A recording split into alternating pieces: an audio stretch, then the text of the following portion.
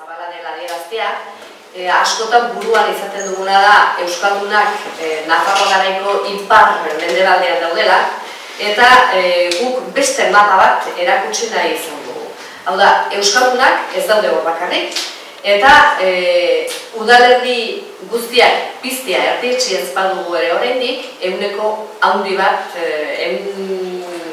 lortu dugu. Hau da, ehundik gora udalerri piztu dira. Ez dira, eremu euskalduna deitzen den horretan bakarrik piztu, beste eremuetan ere, bai mistoan eta bai ez euskaldunean ere piztu dira argiak. Nafarroa garaiko herrietan lehen esan dut, nahiz eta eremu ez euskalduna izan, eremu mistoa izan edo eremu euskalduna izan, guztietan ere herrietan egoera soziolinguistikoa aldatzen ari dela.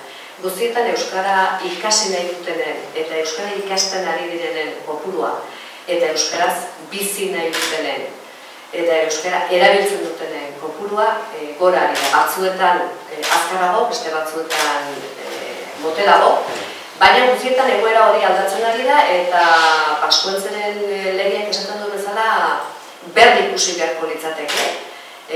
Gure ustez ez eremuak aldatzeko, gure ustez behingoz zonifikazioa kentzeko eta eremu bakarra izateko Nafarroa denean eremu euskaldun hori aplikatu ahal izateko.